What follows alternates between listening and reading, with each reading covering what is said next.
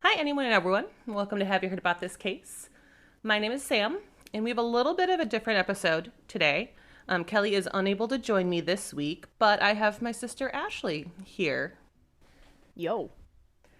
So today, we are going to the early 1900s in Iowa. And this is a really well-known case in the true crime community. Are you familiar with this one, Ashley? The Villisca Axe Murders?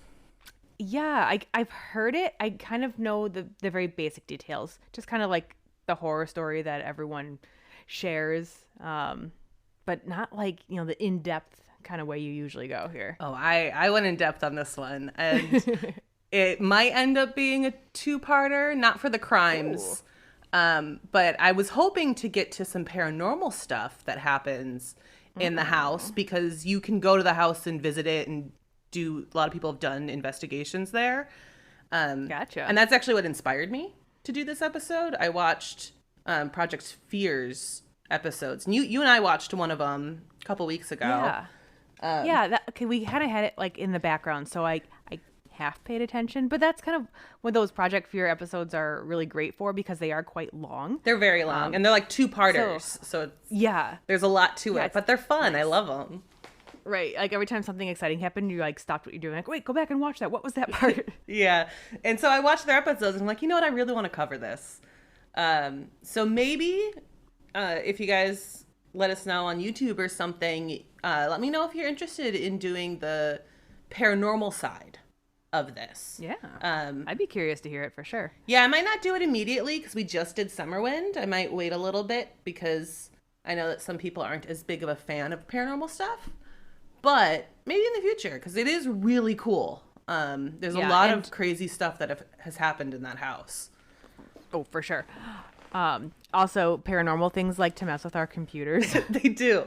So I think our computers need a little recovery time. Yeah, if you listen to Summerwind, I talked a little bit about some of our issues, but it's constant. Yeah. But I do want to do our intro question today, even though this is a bit different. And I want to ask you our question, because usually Kelly would ask me. But I've mentioned this on the show numerous times that we went to Salem a couple years ago, and it's one of my favorite vacations. Yeah, it was the best. What was the favorite thing that we did while in Salem that you enjoyed? Oh my gosh. So there's a lot. We did a lot when we were there. Yeah, like favorite's hard. Like I had probably like a favorite store or a favorite like tour. Definitely had a favorite bathtub because, if you know, you know. We never told that. You can tell that. You can tell the bathtub. We've never talked about it on the show. This tub was like a clawfoot tub is an iconic image that you see in older homes. This home, I'd say, was like an older home, but not like Victorian styling where you'd expect to see a clawfoot tub. But this was not just a clawfoot tub. It was defined in multiple places among this Airbnb as the tiger clawfoot tub. I don't know what made it tiger. Like it looks like regular clawfoot tub. Yeah, we were at I think it was a Verbo in Gloucester. Yeah. So a little bit outside of Salem. It was a gorgeous place. Very, very unique. The tub was essentially just in the center of a room. A room that looked like it used to be a patio. Yeah. Because it had big definitely glass at one doors. point a patio in its life, behind not like regular wooden doors. It was like glass patio slider doors with a curtain. It did the job. You get in the tub, you get clean with essentially a hose. So there's no shower curtain. Handle. You can't stand, and it's on carpet. Yeah, it's on carpet. It was a careful process to not like get everything wet, but it was all the entire trip had unique attributes throughout, and the tiger clawfoot tub I think one of the top 10 of that trip. I don't think I would have changed anything about the trip in any way, shape, or form, even the tub. Not. I think the only thing I might have changed is I wish the Bronco we rented was white because we kept calling it O.J. Simpson. That's true. And it was silver instead. But it was from Florida. It was from Florida. And it gave me a perfect excuse to be a terrible driver. Not that Florida people are terrible driver, but I just kept telling people that I was a tourist from very far away. Yeah. Yeah. It was a good trip. Maybe someday. I know we've talked about it a ton as like a bonus episode you, me, and Allie can kind of hop on and talk about our trip and things that we would recommend or things to avoid while in Salem. Yes. Because I know I feel like we would have good tips. Yeah, well, that's kind of how we planned our trip. I reached out to Sinisterhood. And I forgot about that. Yeah, they were so incredibly kind. And Heather wrote up this super long description of things that they did and that they really loved, and things that was kind of a waste of time for them. And it helped us kind of curate what we wanted to do. Absolutely. The pizza place. Oh my God. Oh, the Flying Saucer, I think it was called. Flying Saucer. Yes, Flying Saucer Pizzeria. It was probably a 2-hour wait.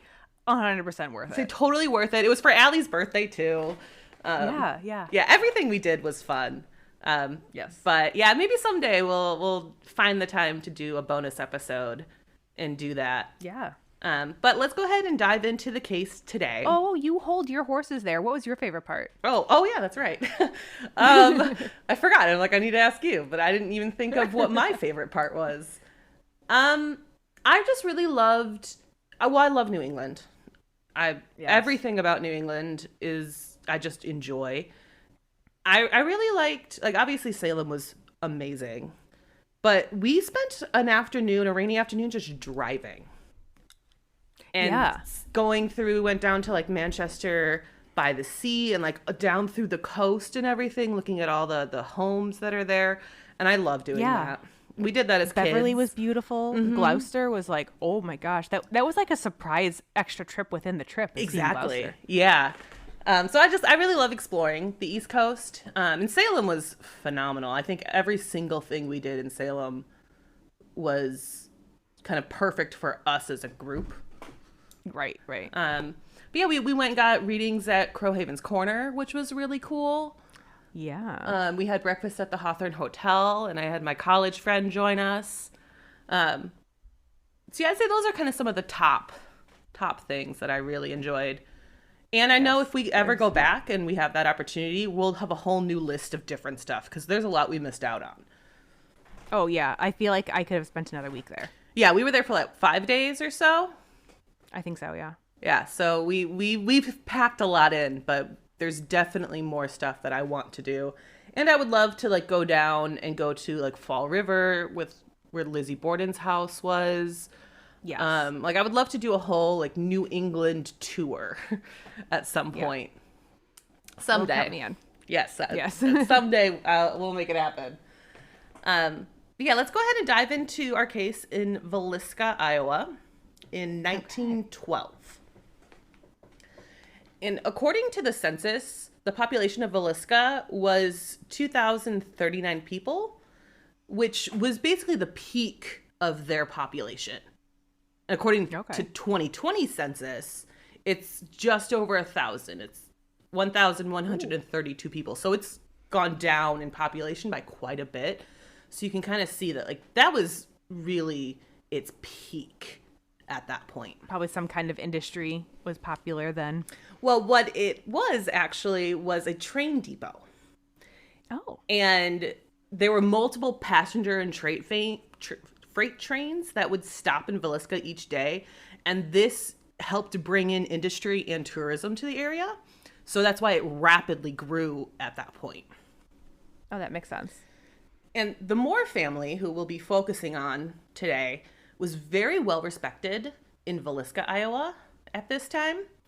And Josiah and Sara, 2 parents, and then their 4 children, Herman, who was 11, Mary, who was 12, Boyd, who was 7, and Paul, who was 5.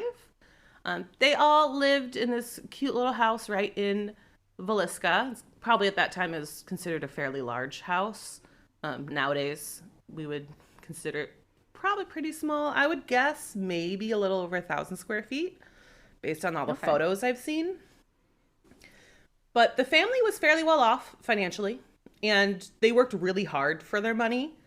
Josiah Moore owned Moore Implement Company, which was the only place, or one of the places, or if potentially the only place that carried John Deere farming equipment. Oh, so it was like a dealership. Mm-hmm. Yeah, so it was like all sorts of farming machinery and kind of anything that you would need for your farm. Josiah owned a business that had that. And Sara Moore was incredibly active within her Presbyterian church. And she also primarily took care of the 4 kids. So she certainly had her own super busy full-time job taking care of kids. That's a lot, yes. On June 9th of 1912, the Moorish church was having an event called Children's Day program. And Sara had actually helped plan this event. So she was very involved in all of it. And this program was to celebrate the kids finishing their school year. And the Moore kids were all there. They also invited 2 friends to join them, sisters Ina May and Lena Gertrude Stillinger. Oh, those are like the cutest names. Aren't they? They're so adorable. Little Ina May and little Gertrude, Lena Gertrude. Right? And Ina was 8 years old and Lena was 12 at this time. And they were the daughters of J.T. Stillinger, who was a wealthy farmer in the area. So I'm sure him and Josiah had probably worked together. The families knew each other quite well. Right. He was probably like his dealer of his, John Deere stuff. Right. That's what I would assume. And around 9:30 that night, the event was over. And Ina and Lena were invited to stay the night at the Moore's house. So the family and friends, they walked home from church. And they arrived home around 9:45, maybe around 10, kind of in that general window. Okay. And I'm not entirely sure, but it seems like the family and the Stillingers went to bed pretty quickly after returning home. No, yeah, it's pretty late, so that would make sense. Yeah, especially for such young kids. They were all under the age of 12, I believe. Yeah. Yeah. Lena was the oldest, and she was 12. And Josiah and Sara, they went to sleep upstairs in their bedroom on the 2nd floor. And the 4 more kids were sharing a bedroom also on the 2nd floor that kind of attached to the parents' bedroom. And then the Stillinger sisters, they slept in a room on the ground floor, which was kind of like a multi-purpose. It had a bed, it had sewing machines and kind of all different sorts of stuff in it. But they shared that bedroom. And I have a link here to the floor plan if you just want to kind of glance at it.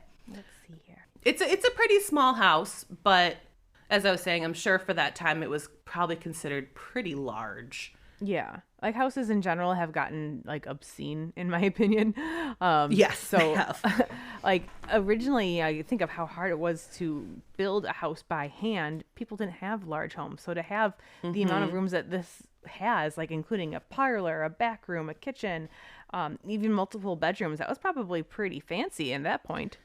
Exactly. And like to me, I look at this house thinking like, I think this is a pretty good size house. Like, but I also am one person that would be living in it. Like, it'd be nice to have like the bedroom, an office, and a spare room. And that's kind of what this house is, essentially. Yeah. Okay. So let's jump ahead to 7 a.m. the next morning, June 10th. The Moore's neighbor, Mary Peckham, noticed that no one was out from the Moore family. None of them were up taking care of their farm animals. They had like some chickens and things.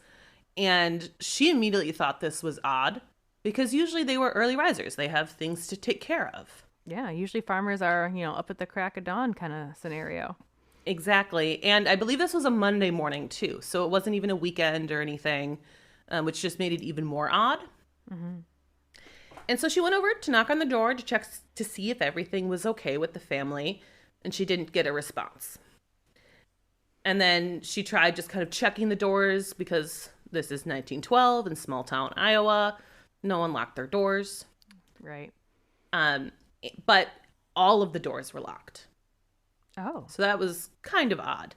Yeah. So Mary just took it upon herself, being a kind neighbor, and took care of a couple of chores for the Moores, such as feeding their chickens and things like that. Okay. She then called Josiah's brother, Ross, and he immediately came over because he thought this was weird as well.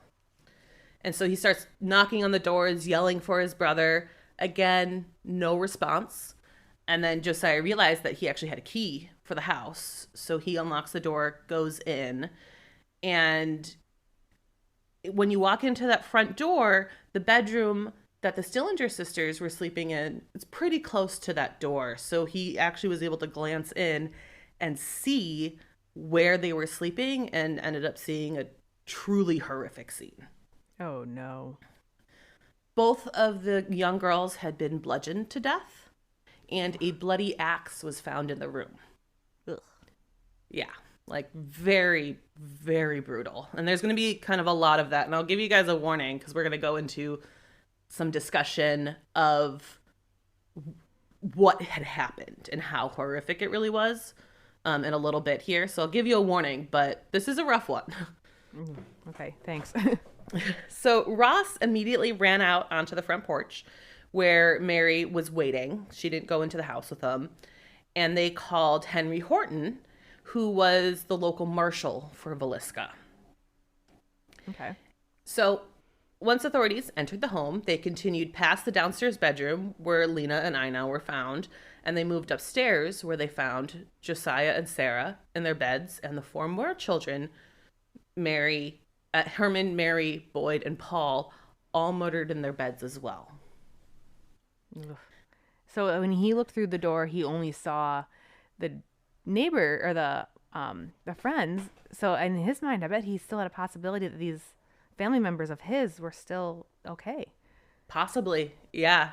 He got out of the house. He didn't stick around and like continue to go upstairs from the sound of it. Right. So I don't know what he really would have thought, because he doesn't have confirmation that they're not okay. Yeah. At this point. Terrifying. Right. And one of the first things investigators noticed is that all of the windows of the home had their curtains drawn, and one of Sarah's skirts was actually torn in half to cover the 2 exterior glass doors, making it basically impossible to see the home from the outside. That seems very strange, especially with a family that's like very kind of, from what you described, outgoing and knows people. Mm-hmm. Not the type to shut themselves in. Well, one thing that's even more bizarre with this is that the mirrors inside the home were also covered. Oh, mirrors freak me out in general, and like I don't know why, like having covered mirrors, that just something sounds sinister. Covered mirrors always makes me think of, is it the movie The Others with Nicole Kidman? Oh yeah. Every time. Maybe that's where like it's almost like a subconscious feeling that I can't describe, but like when you cover a mirror, I'm like, I don't know, something's very wrong with that. Well, it's like there's a reason you're covering that mirror. Exactly. Like if it was covered, it's like, is it because you saw someone try to climb out of it? I don't know. Right. But while we're thinking about this investigation, let's constantly try to remember this is 1912, and procedures for crime scene investigations were very loose. Yeah. And crime scenes were a spectacle to a lot of people. Yeah.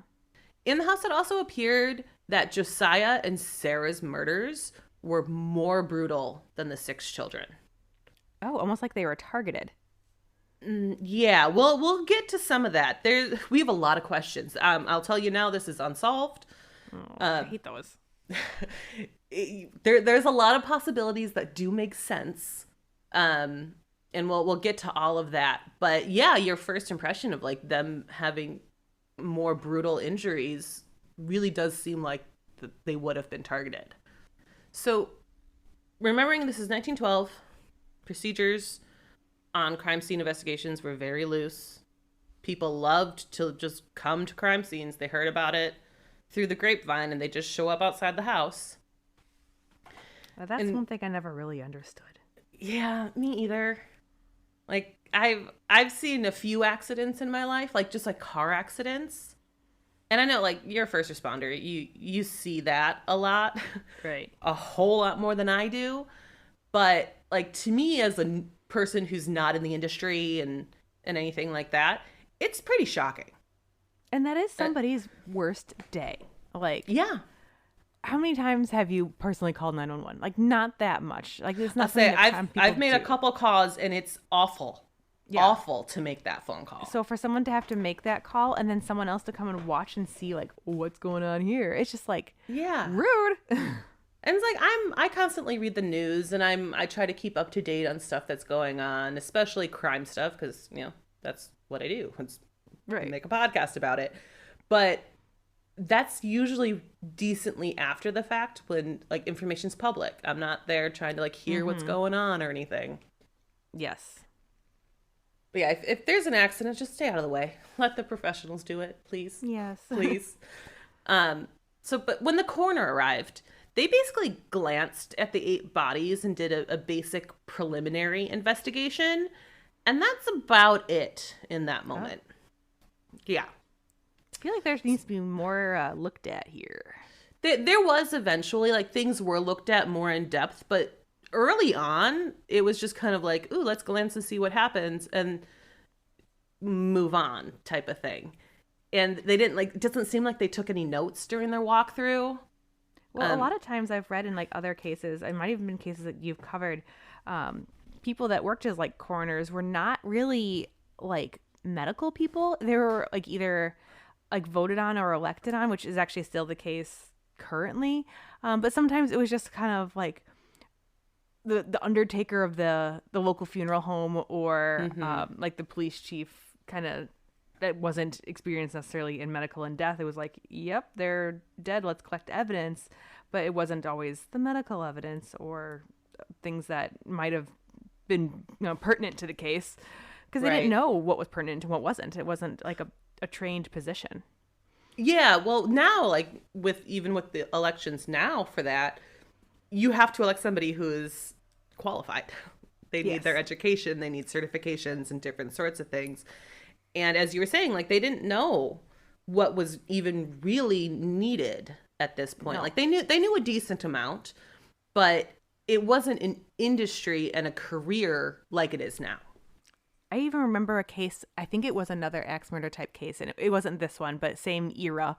And it was determined, like the cause of death was determined by, I think they call it like the death quorum.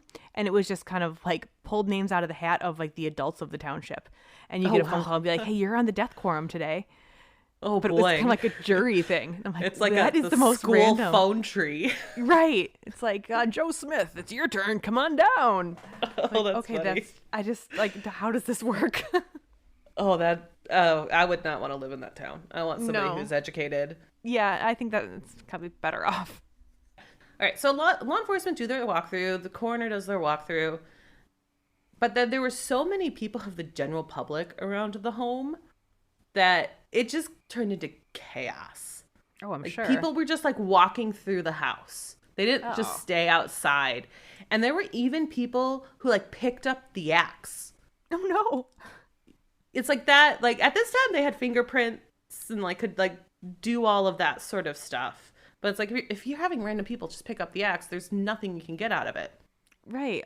And again, at the time, that wasn't really well known. Like, what is, like, a fingerprint might have not been, like, on the forefront of someone's mind, because that is a pretty good technology that might not have been very prevalent then.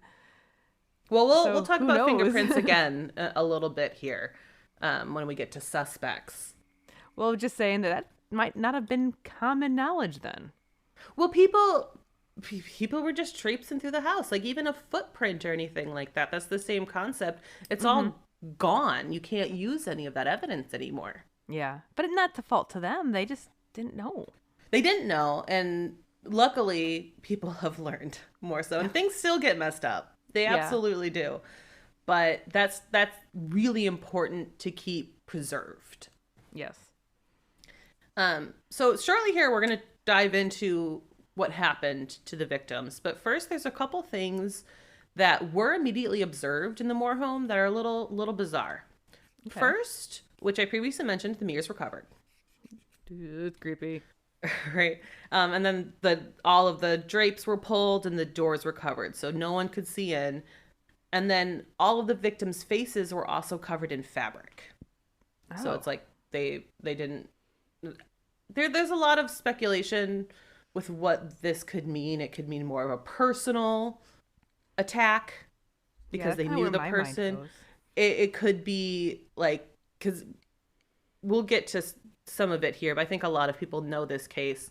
It seems like the suspect spent some time in the home after the murders. Oh. So it could just be maybe he didn't want to see, I don't know, his work. That's a terrible way of putting it, but it kind of is what it is. Or, there's a lot of questions. We don't have the answer. But odd. Odd. And then odd. It's going to get even more weird here. It's going to get quite a bit more weird here.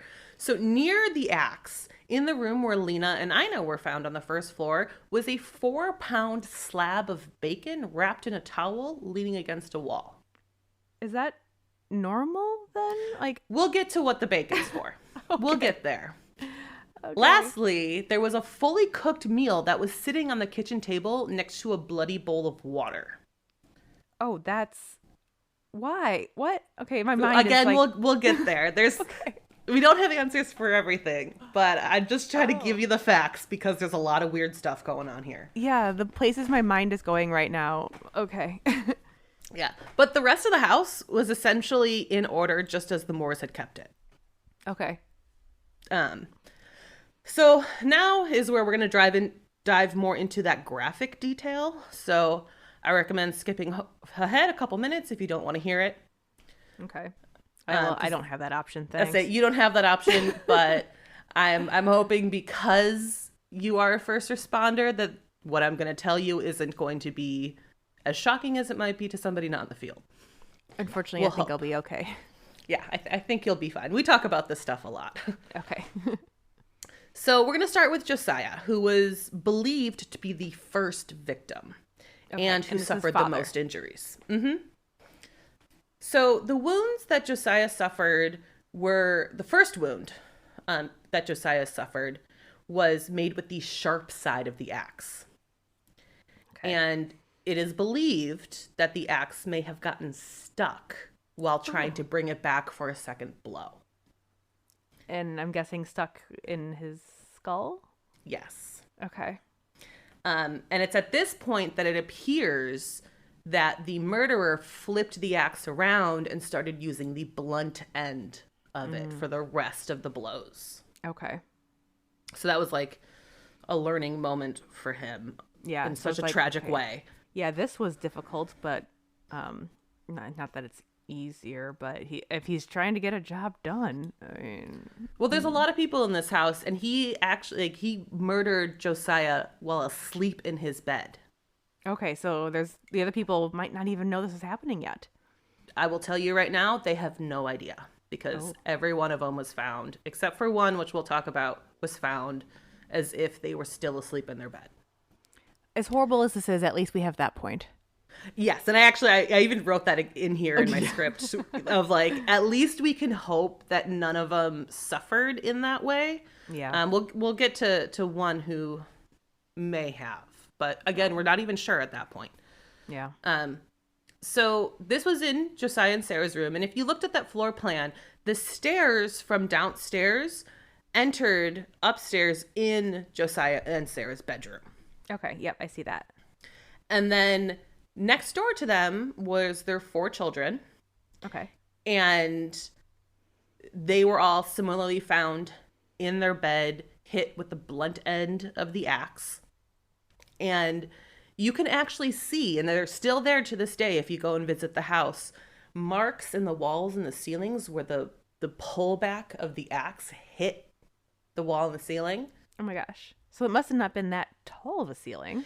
It was, what's the word where it's like partially angled, kind of like an attic ceiling. Like vaulted? Not quite vaulted, but like it's a normal height ceiling, but because it is the upper level of the house, the edges have an angle to them. Okay. So it's not like a perfectly square room. Yeah, there's a word for it, but yeah, it's like... I don't know the word off the top of my dormer is head. the window, but like the vault is the height, and it's like it's kind of like an attic style. Okay. And we'll post pictures. Yeah, it's not any of those house words, but all of those are wrong. We'll put pictures on Instagram so that you guys can see, and it's a pretty small room. Okay. And I'm also heights are shorter in this time period, like across the board. Yes. I'm looking at my ceilings right now. I have 8-foot tall ceilings. There's no way it was as tall as my ceiling. Okay. Yeah, I'm thinking like probably the a length of an 7 axe foot. handle and the height of a person. Like you're probably around the 7-foot mark. I'm guessing around 7 foot for like the max height of the wall. But yeah, so this person is pulling this axe back and hitting the walls. So those marks are still there. Oh boy. And that also just kind of shows you how much force was put into each of those blows. Yeah. Like that's a lot. And as I mentioned, all the Moore victims were found in their bed as if they were sleeping and didn't see it coming at all. So, as we said, hopefully that is exactly what happened and none of them had to go through that horror. Yeah. And it was after this that the killer went downstairs to the room where Ina and Lena were sleeping. Ina was found in her bed, just like the Moore family. But Lena actually did have a defensive wound on her arm. Okay. And it is believed that she was awake and did attempt to fight. Or at least roll over and put her arm up. Hopefully it was just as simple as that. It could be. It could be like he hit Ina and then was going to go after Lena, but that woke Ina up. Okay. We don't really know. I have a lot of questions with that I'll bring up later because there's a lot of things within here where it's like we're kind of guessing at the pathing of the killer. But Lena was found kind of perpendicular in the bed. Oh, so it's like she did her natural shift. sleep spot. Okay. Mm-hmm. And then her nightgown was also pulled up over her waist and her underwear was removed. Oh, that's not a good sign.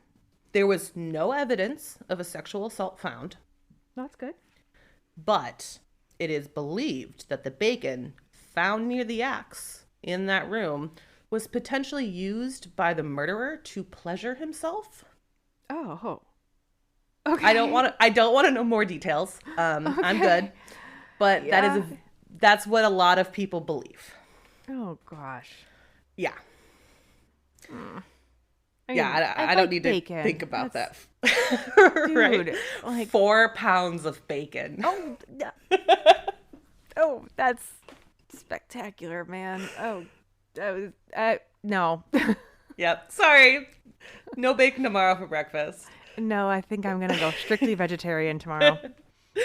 Just don't tell your husband to make up some bacon and just like laugh to yourself during it. I'll send you a photo. Right. But it's believed that after killing Lena and Ina, the killer actually went back upstairs to inflict more damage on the Moore family. Oh, sicko. The reason that they believe that he did this is because in Josiah and Sara's bedroom, there was a shoe. I believe it was Sara's shoe that was kind of tucked under the bed a little bit. And it was knocked over. But it was clear that there was actually blood pooling inside of the shoe. So it had to have sat there face up correctly to collect that blood and then have it knocked over at a later time. Kind of believing that he went back up there. And that's potentially when he could have inflicted about 30 more blows with the axe on Josiah. Okay. So that's, as you mentioned, that seems very targeted. Yeah, it does. The other family members, the Moore family members, were struck multiple times as well, but not quite as much as Josiah. And then he covered each of their faces with a piece of cloth at this point, they believe. Mm-hmm. So while we were kind of saying it's kind of unclear the exact order of events, but that's kind of the general belief. Okay.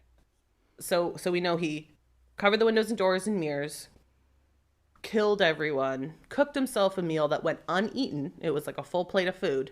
Oh yeah, I forgot about the food. Yeah, I still can't wrap my head around that. But then the bowl of water that had with blood in it, or it was maybe, some said it was a bowl, some said it was like a basin of water. But that seems like it was used to at least clean up his hands at the table. That's what I was thinking too. I don't know if they had running water in their house. I know they had no electricity. Well, there's a good chance then if they wouldn't have had running water then, because there wouldn't have been like a pump. That's kind of what I'm thinking, but there's people like we'll get to a whole electricity thing in the future here. But yeah, like I'm assuming no running water, but I never saw anyone talk about water in the house other than in this bowl. Okay. But then another kind of odd thing that was also found, which I forgot to mention earlier, was there was an oil lamp found at the top of the stairs. Okay. Like, we'll get to that later as well. But that's also, it's just out of place. It's odd. Like on the floor? Yeah, from the sound of it, yeah. Okay. And we'll get to the oil lamp. There's actually kind of a lot with that oil lamp in the future. But then he left, locked the door behind him, and went on his way. Very strange. So once investigators arrived, as we mentioned, very little to control the scene. Hank Horton, the marshal that was called by Ross Moore after finding the bodies, he called 3 doctors from the Moores Presbyterian Church. I don't know anything about these doctors. They just said doctors. I don't know why. Doctors from the church, like they were like parishioners? I honestly don't know. This came from, I believe this was from a Smithsonian article, so I feel like it's quite trustworthy. Yeah. Because they're the Smithsonian. But it didn't really explain. It just said that they called 3 doctors from the church. And I don't know if that's just because Sara Moore was so involved in the church. I'm not sure. Okay. But these 3 doctors arrived before the coroner. And by the time the coroner arrived, additional doctors were also coming. They called so many doctors. Maybe the doctors kind of worked in the place of like EMS, because I know EMS was not a thing then. Well, that's kind of what I'm wondering, but at the same time, like they were beaten so much that their heads were not recognizable. So it wasn't like they were calling them saying trying to save these people. Correct. Like there's no way that they would have had the thought of saving them. So, Yeah. I don't know. They called a lot of people. Again, it's 1912. And as we were saying, there's so many bystanders wanting to get a glimpse of what happened. And one of the doctors, F.S. Williams, actually went out and told all these onlookers that were outside the house saying, don't go in there. He says, quote, don't go in there, boys. You'll regret it until the last day of your life. So they were prepping themselves for quite the scene. And this warning, along with no authorities stopping anyone on the scene, let about 100 people walk through. Well, I just wish that people knew, but like you can't go back in time and say these things. It's like we're thinking in 2024 brains, where it's like how important all of that is. But as you said earlier, they just really didn't know. No. And it does make me think, like, kind of on slightly off topic, but yet still the same. But like, what are we doing now that people are going to say? Exactly. Like 112 years from now, they're like, I cannot believe those people were doing it that way. Like, that is ridiculous. Yeah, exactly. Well, honestly, I think that's all going to be in relation to like AI. Yeah. It's like they type their own papers. They don't use ChatGPT. My gosh. Right? But like one of these people that even went through the house actually took a piece of Josiah's skull as a keepsake. Oh, Ed Gein much? Right? No, I'm thinking John List because like the meal in my head is saying John List. John List was the man who killed his entire family to save them from like religious prosecution because he believed that they were sinners, and then took off for like 40 years. See, I know John List, like I know the name. I don't know his story. Oh, his story is probably a good one to cover, but it's well known to the point where I think I saw it in Unsolved Mysteries in like the mid 90s. I probably have. Like, if you've seen it in Unsolved Mysteries, I've probably seen it in Unsolved Mysteries because we probably watched it together. Oh, probably. Yeah, he did the same thing where he killed his entire family, and then made a meal. So that's where I was getting John List from. He also left a note because his mother lived in the apartment over at the garage, I believe, and he said this does sound really familiar. Mother is in the garage. I wasn't able to lift her. Oh God, that's That I can only do some of these like big cases every once in a while. Yeah, this is a lot. Yeah, between John List and Ed Gein, I'm getting like vibes from the way you're describing this of both of those cases. Right. Yeah, I can definitely see Ed Gein. But Yeah. this is also just like someone walking through the house. Like Yeah, this no, I isn't think Ed Gein didn't actually kill too many people. I think maybe one or two, but like just to the creep factor of being the fascinated creep with factor. Yeah. the murder, the death, and collecting skull for fun. I don't know, not Like me. I would be okay like if I were to have a real human skull that was like part of Like donated, like donated, science. yeah, like something that was like a museum piece. Yes. And that was like properly preserved and in display type of thing. I'd be into that. Like But I have no problem with like things like that in my home. I have taxidermy in my home. No, human taxidermy. But I good separation there. yes. Just so everyone's aware, there is no human You taxidermy. do at live the in moment. Wisconsin. But Ed yeah, I Gein have a was from deer. there. Yeah, good old neighbor Eddie. I do not have anything human in my home at this time. I do have multiple deer, and I think Isn't that's your a deer named fish. Bucky? Bucky, yes. My husband shot him through the front of his teeth, like the front of Oh, his that's mouth. right. I They could forgot not about find the that. entrance wound. They just found an exit wound in the back of his head. It turns out this deer was charging him head first, screaming. It wasn't he like 13? Wasn't he I really think he was young? like 15, but he was still, yes, very young. And That's the funny. deer turned towards him, started running. He just blasted it and shot him through the front teeth. See, I knew him at 15 and I can totally like picture that happening. Oh, yeah. Yeah, I'm just like thinking he's sitting there and he's like, God, what do I do? Shoot! That's And really I funny. could see him calling his dad, like, Dad. I can see the same exact thing, like perfectly. Yeah. Yeah, he's in a tree stand a mile away. He's like, I think I shot one. Hole. Yeah, that's a very vivid image in my Yeah, head. no, I totally could see it That's happening. funny. I really wanted to put chiclets in his mouth, but I refrained. So now you can't reach him. He's a little high I do up. need a ladder. But at this point, it really seems like no one really knew where to start the investigation.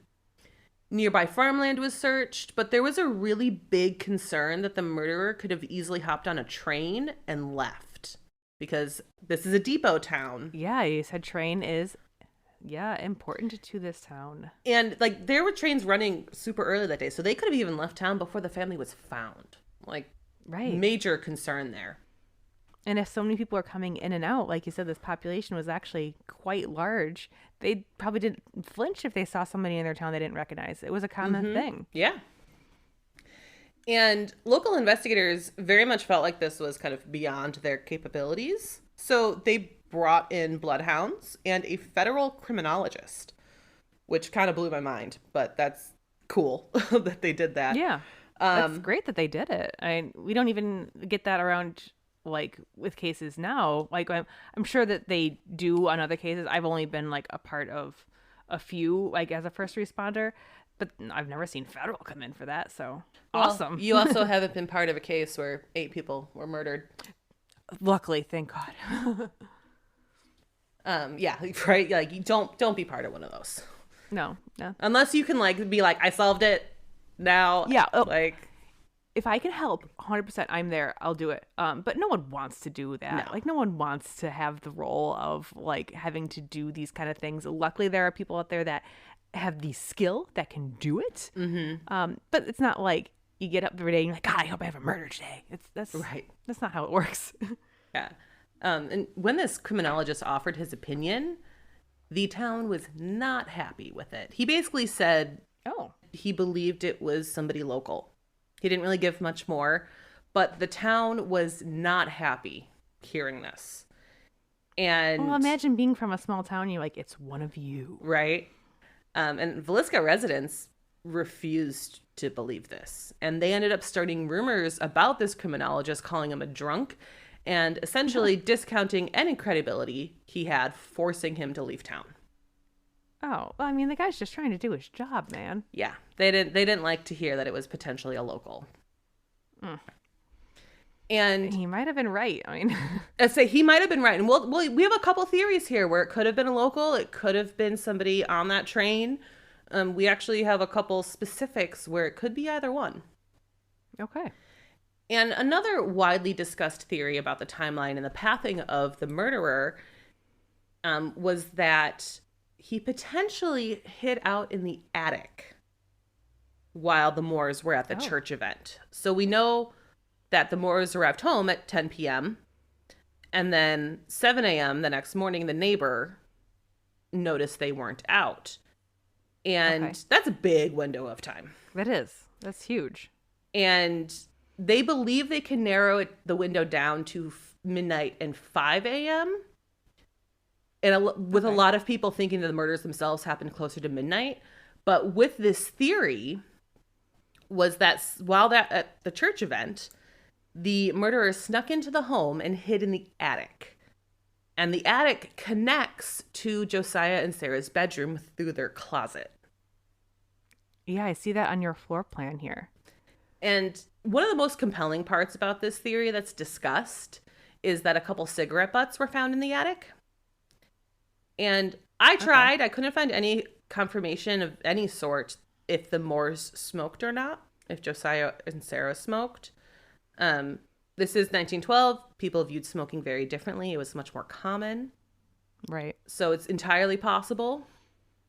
But one thing to take note, which I think is incredibly important, that a lot of people don't really talk about when they're reviewing this, so it's not even in a lot of articles, is that it's never actually been confirmed that the cigarette butts were found.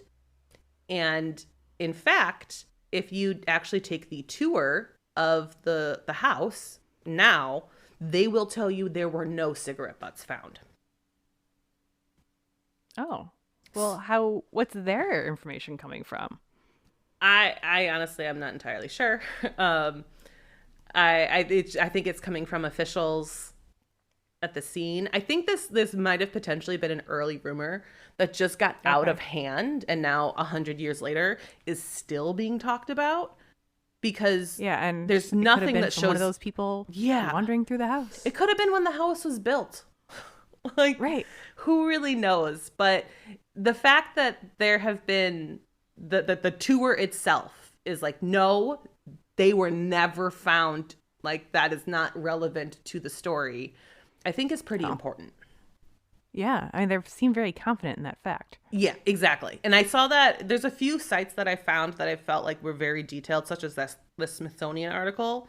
Also, the Villisca Axe Murders blog. They both mentioned this, and there were a couple others that I've read through that kind of say like wasn't confirmed, but this is like people believe this. So I think it's worth mentioning because it is so widely talked about, but we have to put that caveat in there of like this is probably a rumor. Gotcha. And I personally don't believe anyone was hiding out and waiting for hours to murder this family. But I feel like if there was someone that had that kind of conviction to make this crime happen, then he would have been like the Josiah, the father, would have been kind of more of like a known jackwagon kind of guy. It's like, oh yeah, he was out to get attacked from somebody from a bad business deal or something. But that's not really the vibe I'm getting from him. Well, Josiah seemed like a great person. There's some other people who didn't necessarily agree. And we'll get there because we do have one specific suspect that kind of fits that exact thing that you're talking about. I guess if that suspect's a person of interest, then possibly the attic theory might be something to look into. Well, I still don't think the attic theory is, like, personally, I don't. I think if someone went to go hide in there, they had to be there before 10 p.m. And then they waited multiple hours sitting in that attic and then came out to murder everybody. My big question that I have is, did the murderer even know that Ina and Lena were in the home? Because they weren't supposed to be. They didn't plan on staying until that evening. Yeah. And with them being last to be killed, I wonder. I'm not entirely sure. Like go downstairs and he's like, oh no, there's more. Well, I also even wonder, like, did Ina and Lena potentially sleep through everything happening upstairs? And did he come downstairs and start cooking that meal before killing them, could Lena have woken up and maybe interrupted him thinking it was Sara Moore in the kitchen? And she's like getting up for the morning? Because looking at that layout again, I keep referring back to this image. The room that the girls were in is kind of like behind the stairs, and you open up the bottom of the stairs into the kitchen. He wouldn't have even looked into that room unless he seeked them out. Yeah, or if he walked in the middle of the night, walked past it, didn't notice there were two people sleeping there. That's entirely possible. They were little girls. The front porch opens into the kitchen, and then like you walk through the kitchen, go directly upstairs. So you have to like exit out of the kitchen, go kind of through the parlor to get to this blue room that the girls were in. Yeah, so that's really my thing. I wonder if there was actually a gap in the murders between the Moores and the Stillinger sisters. And that would make sense. Maybe he cooked this meal. Lena woke up, and that's why he never ate it. And then she could have like ran back to the room and he like dove in there across the bed instead of parallel to the bed, and that's why she was perpendicular. Yeah, because why would you make a meal and not eat it? That's what's so weird to me, is why is that meal there? He cooked it in their kitchen. And if it was anyone from the family, wouldn't there be more than one plate? Yeah, and the bloody bowl was sitting right next to it. Like, yeah, to me, that kind of makes sense to me, but obviously this is just my theory after reading numerous articles. And the Smithsonian kind of agrees with me. Not necessarily on the fact that... Oh, I'm so smart. The Smithsonian agrees with me. They agree with me on the fact that this was not somebody hiding in the attic. Yeah, and it doesn't make sense when you think of all the detail in that order. Yeah, I like how they worded the first paragraph of their article, which we'll have linked in our show notes. It says, quote, "Shortly after midnight on June 10th, 1912, a stranger hefting an axe lifted the hatch on the back door of the 2-story timber house in little Iowa town of Villisca. The door was not locked. The crime was not the sort of thing to be worried about in the modestly prosperous Midwest settlement of no more than 2,000 people, all known to each other by sight. And the visitor was able to slip inside silently, close the door behind him. Then, according to a reconstruction attempt by the town coroner the next day, took an oil lamp from the dresser, removed the chimney, and placed it the way under a chair, bent back the wick into 2 to minimize the flame, lit the lamp, and turned it down low to cast the faintest glimmer on the sleeping house." And I totally can understand that. Yes. Like, I can fully see that happening in this situation. Yes. And I think that kind of puts a good picture in your head of what he would have been doing. Yes. And then that lamp thing. It's very interesting to me because I mentioned the lamp at the top of the stairs. Yes, you did. So at first, and I don't know if this is your first thought. Well, first tell me your thoughts with this lamp. Well, the reason I asked if it was on the floor or like on a table, because I figure if it's on the floor, someone was carrying it. And if it was on a table, then it would have been like it was lit for like to light the hallway. Yeah. But being an oil lamp versus say an electric lamp, that's not something that you just kind of leave on for the kids to find their way out of the room at night. It's a dangerous thing. You have to be like within sight of this thing to make sure it's not going to tip over and start fire in your home. So seeing that it was in a location on a floor that is not normal, and a hallway light isn't a common thing of this era, it was carried up the stairs from someone that may have not known the house as well, and needed it to light their way. What about the removal of the chimney and the split wicks? I guess I don't know enough about like how the light would change until you just read the Smithsonian quote. But if you're looking for a dimmer light and that's how you do it, the guy's trying not to like wake people up. He just wants to make sure he doesn't roll himself down the stairs. That was the way to do it. Yeah, and I initially thought like, wow, that's like really intelligent thinking. Like someone really thought this through. But then I started thinking about it a whole lot more. I think this might have been common knowledge. And that's kind of where I was going to go with that. That like, since I'm not as familiar with the lamp, then I'm just kind of like, cool. That's just people did there. That was their dimmer. Exactly. Yeah, So, I kind of like, I thought didn't of it think like that was maybe like a as- nightlight. Like if your Right. kid's struggling to go to bed, you're sitting with them. Let's turn the light down low. You fall asleep. I'll turn the lamp out when after you fall asleep. Yeah. Something like that. So, but I don't think it's really something that was lit and like stayed there. Yeah, I don't But know. It maybe it never was- said. I think Yeah, the that- killer put it there for sure. Yeah, I don't think it was like left on by the parents, but maybe that's just like my firefighter brain is kind of going like, oh, that's an oil lamp, like Right. that's a candle. Don't do that. But maybe it was something that was a relatively safe thing that people just did leave them on. But then, yeah, as I'm saying it out loud, I think more about it. Like oil's expensive. You don't just leave that Yeah. burn all Well, night. the Moores were and it- fairly well off, so that might not have been a yeah. concern for them. But I think you're right. I think that you're definitely right. You don't just like leave that on. If you were to have an instance where you needed to leave it on for somebody maybe not as familiar at the house, like say two young girl house guests, you'd put it near them. I don't think you'd but take the chimney off, though. You still wouldn't take the chimney off, and the light wasn't near them. It was upstairs. Exactly. Yeah, I think that's such an interesting piece because it still shows premeditation. Like, we know there's premeditation with this. But Yeah. initially I was like, wow, this person planned this. Like, really thought through this ahead of time.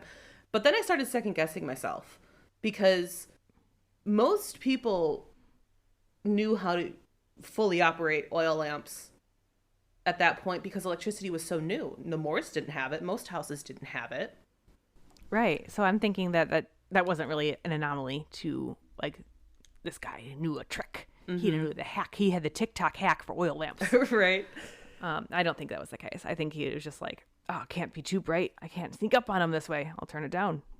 Yeah, and one thing that's also very interesting is it was discovered that the axe used to kill all 8 victims was actually Josiah's axe that was found outside Oh. at his shed that the killer grabbed and brought in and used as his weapon. See, that goes against premeditation then, because if Yeah. you were really premeditating, wouldn't you come with your weapon? Yeah. And so that was another thing where it's like, okay, this seems super premeditated if he's thinking about these lights. But then it's like, okay, maybe this is just common knowledge to everyone in this time period. And he also didn't show up with a weapon, which takes away the premeditation idea for me. But we'll get into that a little bit more as we go on. We'll be circling back to a lot of stuff here.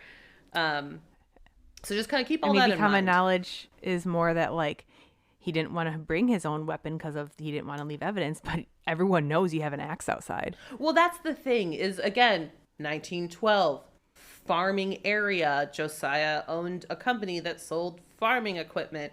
He likely has a bit of land and farming stuff at home. Yeah. Everyone So if had I an were axe. like coming into like if I was like okay, I hate saying if I was the murderer, but if I was coming to a home where I didn't want to get caught, I'm not bringing my own stuff there to leave behind or leave a mark that was unique to my implement. I'll take his stuff. Especially if you're pretty confident it's readily available. Yeah, if you're like, oh, everyone's got an axe. I'll just use his. Exactly.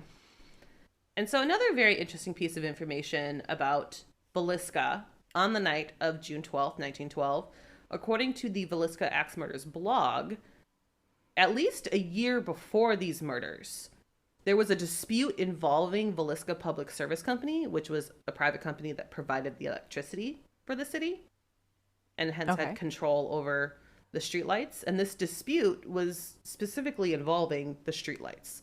Sounds like Villisca wanted newer streetlights or something like that, and the company didn't want to put them in. Something kind of along those lines. Okay. And this So just- maybe they had like an oil lamp scenario and they wanted to do a power lamp scenario. Yeah, I'm not but the town entirely didn't want to like sure. pay for it. Yeah, it was. I know it has to do with the lights themselves and like getting an upgrade to them, but I don't know the specifics. But this dispute had gone on for so long, and the Villisca Public Service Company just had enough, and they actually turned off all of the city's streetlights that night. Oh. So on the night of the murders, there was no exterior light. I think that is something, especially like I live more rural where you live more urban, you don't realize how dark it really can get. Every time I go back up north, I'm like, oh yeah, like I can't see at night. It is dark. Like I know when you say like you turn off all the lights, even where I'm at, where it is still, I have some neighbors. There is some like town area within a mile of me. There are times where our power would go out and it is like even darker. I say you and I have been in situations where it's like, holy cow, like you cannot see the hand in front of your face.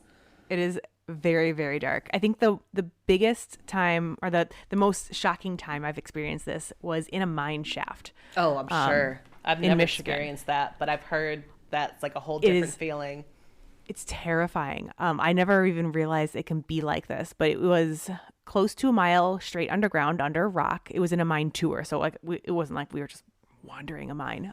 It was a guided tour put on by the technical college, and we took a tram like all the way down. Like it was a good 45-minute tram ride into this mountainside of solid rock, and he had one candle, and there was like lights in this whole area that we were in, and then they turned off all the lights. He had one candle. He's like, this is the one candle that they used to like see their drilling. They used the Widowmaker drills, which is where like KBC beer has the Widowmaker black ale named after these Widowmaker drills. So they were like using that as an example of this is the giant drill they use, which literally killed people, and this is how much light they had to use it. And then he blew that candle out, and like the whole room just gasped, and it was just like you described. You can't see your hand. I've seen your feet. Videos of people like that, and obviously you can't see them unless they're using like IR light or something.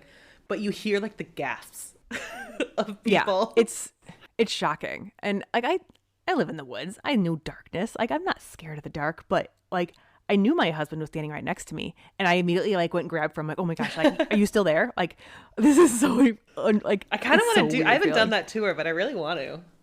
It is one of the best tours. That's the Quincy Mine Tour in Houghton, and actually it's in Hancock technically. Houghton and Hancock are like twin cities across Houghton, either side of the portage. It's on the Hancock side, and it's the Quincy Mine Shaft is like shaft number 4 at the very top of a mountain. It is the coolest thing ever. It just looks cool. We used to drive by it all the time as kids. Yeah, and it just looks cool. It's awesome. And the Michigan Tech, the school up there, has a huge mining history. So like these, especially if you go during the summer months, it's a slightly warmer tour. Otherwise, you are full on frigid. It can get very cold. The tour guides are professors from Tech. That's cool. They are doing it for like a summer job. So it's very, very neat. But don't go if you're scared of the dark, because it's dark.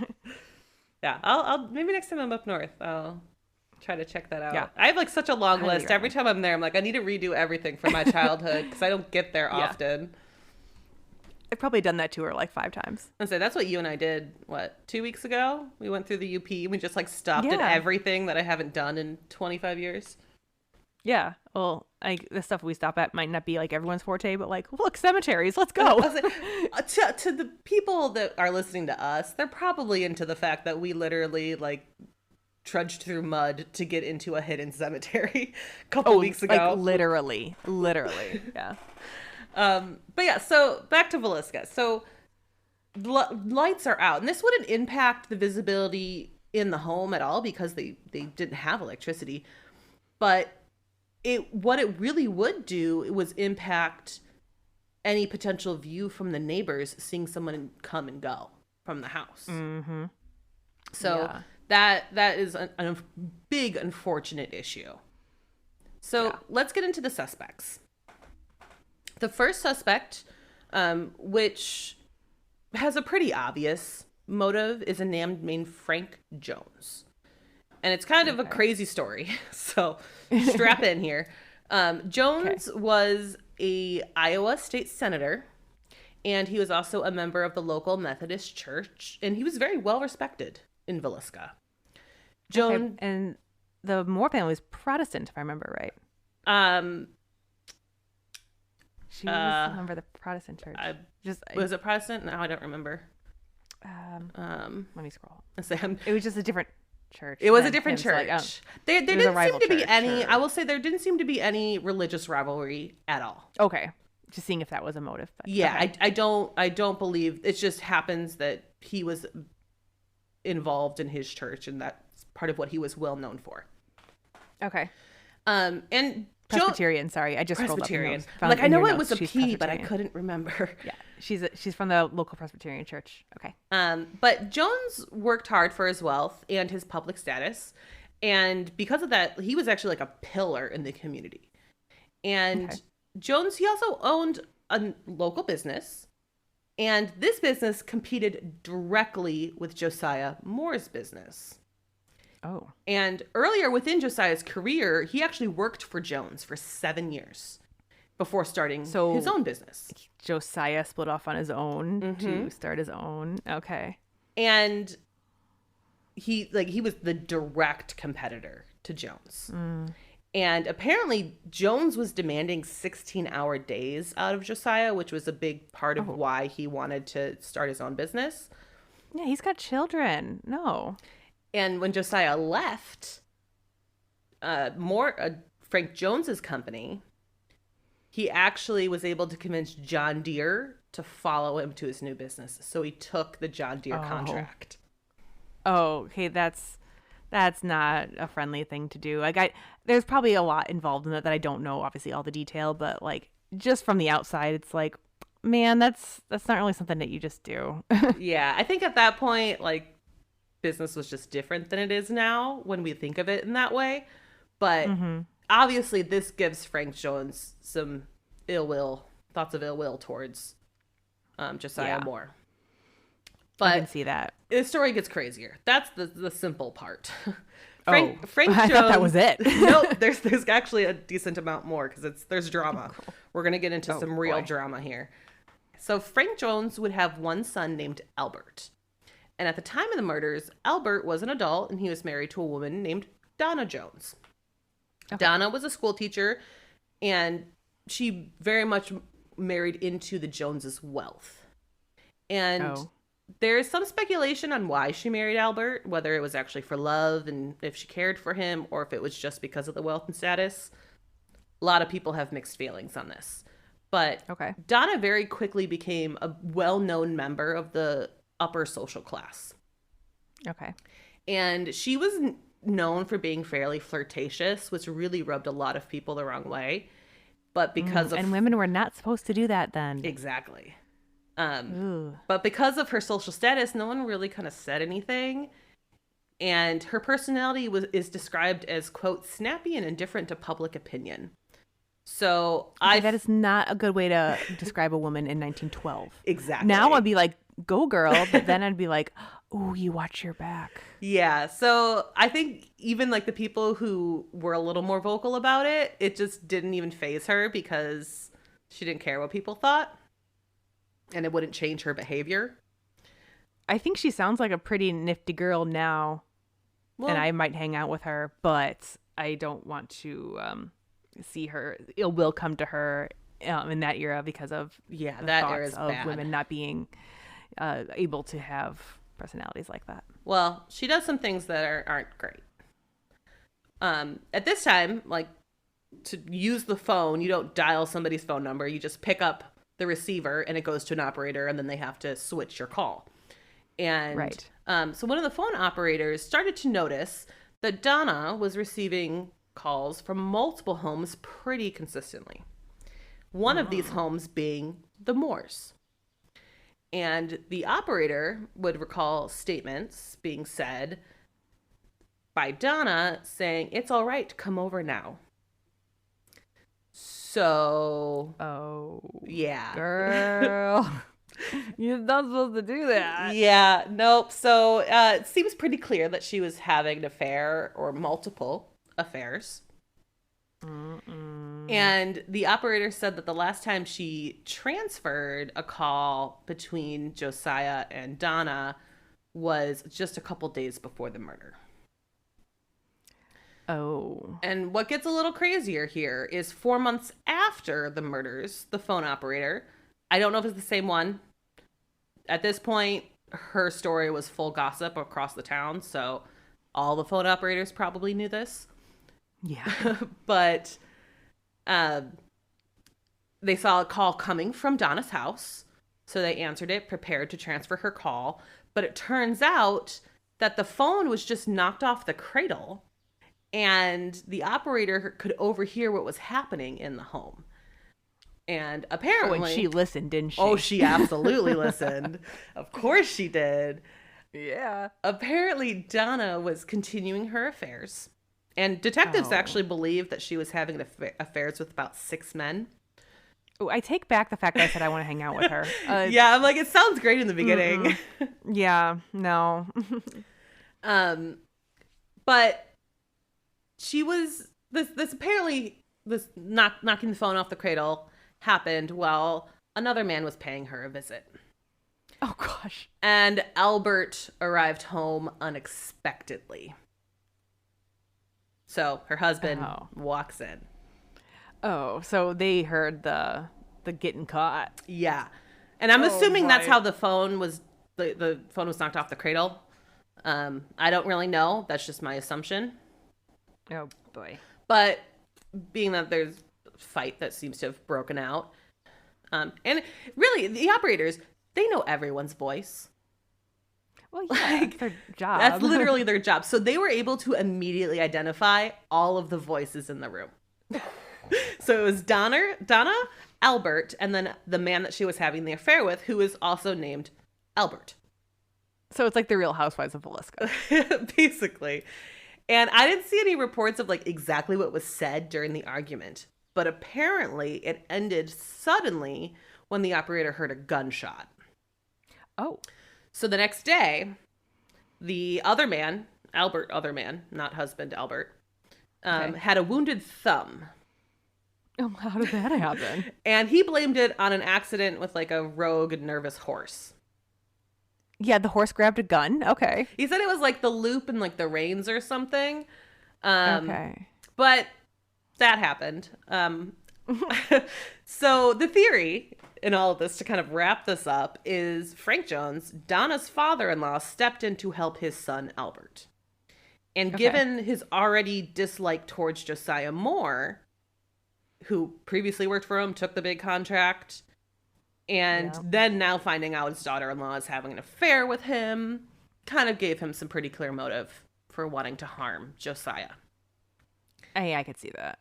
And people in town didn't believe Albert was capable of killing the family, which is why they kind of are like, well, it's probably his dad. Albert can't do it, but his dad might. And they were thinking that with his wealth, he likely hired somebody to kill them. Yeah, and it could have been anybody. Yes. So many people in Villisca believed Frank was potentially involved. And this would ruin his political career. Yeah. And he became pretty heavily investigated as well, but like just the fact that this rumor was going around town, he was done. Yeah. Makes sense. And with detectives strongly believing that he could have been involved, they actually took all of this evidence to a grand jury to see if there was enough to file charges. But that's just rumors. There was truly nothing that proved his involvement. Well, the court of public opinion is still pretty darn strong. Well, he never bounced back politically. Yeah. Ever. But because of that, because of the fact that there's no evidence, and people believe that he potentially used his wealth to sway investigators, and that's why there was no evidence. So the rumors just kept piling on. Yeah. On the top here. But then 4 years after the murders, Jones would actually file slander suits against multiple people in Villisca, including the lead investigator. And eventually he would drop it for everyone else in Villisca except for the investigator. And Jones would win his lawsuit, and he was awarded $2,250, which at the time is a lot. Yeah. So is he involved? Maybe. Yeah. But like that's kind of all we know. I feel like he has the motive. He has the motive. But I also could see it just being a crazy coincidence because she was sleeping with numerous men and it's not that big of a town. Right. So I don't really know. And our second suspect is named Reverend Lynn George Jacqueline Kelly. Oh, Reverend, huh? Oh, yeah. So Kelly was an English immigrant, and he traveled around the Midwest preaching in different Methodist churches.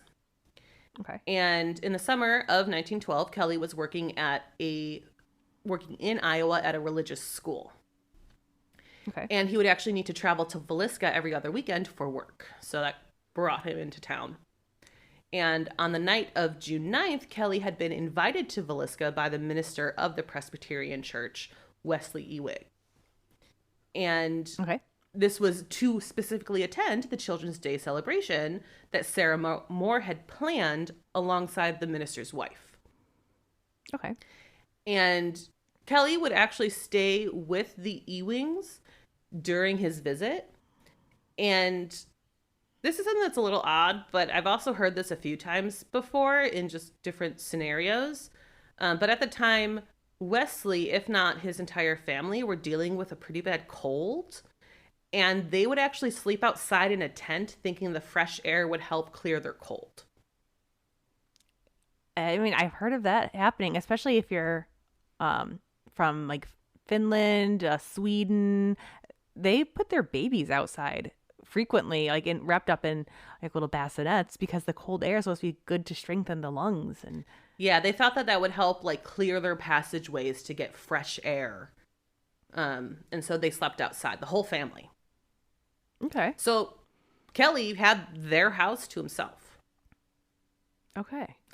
And Kelly and Wesley sat up until about 11 p.m. after the Children's Day celebration, just chit-chatting. And then Wesley went to climb into the tent with the rest of the family. And then at 9:15 a.m. the next morning, Kelly was actually on the outbound train from Villisca back to the school where he was teaching elsewhere in Iowa. He made a pretty quick getaway. Well, I believe that was planned because that was Monday morning. Oh. So if he is teaching at a school, you would think he'd have to be there Monday morning for classes. Yeah. But the timing does work out with what we believe happened. We believe that the killer likely left the home around 5 a.m. as the sun was probably rising. Okay. And he walked down the street and take the 5:19 train. So this does potentially fit. Yeah. I mean, timing wise, it fits, but what about motivation or any reason for him to even do something horrendous? Well, 2 weeks later, Kelly returned to Villisca as scheduled, and he stayed with the Ewing family again. Okay. And this time he didn't leave first thing on Monday morning. Instead, he asked Wesley if he could take him to the Moores' home. And again, this is kind of just like the spectacle of it all. So this might be weird. This might not be weird. Can kind of go either way. Yeah, I think it's weird, but again, I don't live in 1912. Exactly. Like, there was somebody who stole a piece of Josiah's skull. Like, yeah, that happened. that's just, yeah. So Wesley agreed, and they arrived at the home. At the same time, a few investigators also arrived at the home. Okay. And these investigators didn't have any issue with letting the two of them join them on a walkthrough of the house. Again, weird. Right. No. And during this walkthrough, Kelly kind of seemed excited. Reports said that he was looking at like every detail, checking every nook and cranny of the house, like a little too interested. Oh. And according to the Villisca Axe Murder blog, he even gave a small vial of something. I don't know what it was, but he gave it to investigators, saying that he found it under the bed in the guest room where Lena and Ina were sleeping. So he took something, or he found He says he something? found something, like a small vial of something, but it's like, what's in that vial? Why was it in a vial? Why was it under the bed? What's going on here? I have no clue what this piece of evidence is. It's just, that's what it said. But he also spotted a thumbprint in blood on the door frame, and he actually held his own thumb up to it to see how the thumbprints compared, and wasted the thumbprint. No. So I was telling him, like, thumbprints are coming back. Like, I can see, like, someone holding up their thumb and be like, is this an adult size or No, a he, child like, size put it thumb? on, like, touched it. No, man. Yeah. And this was the last visit where Kelly would actually stay with Wesley and his family while visiting Villisca. I don't know if Wesley was like, I don't like this. This is weird. But he always stood by the fact that he didn't believe Kelly was involved in the murders. But it seems like he separated himself. Feeling. Yeah, he came from, like, Europe, correct? He came from England. Mm-hmm. England, okay.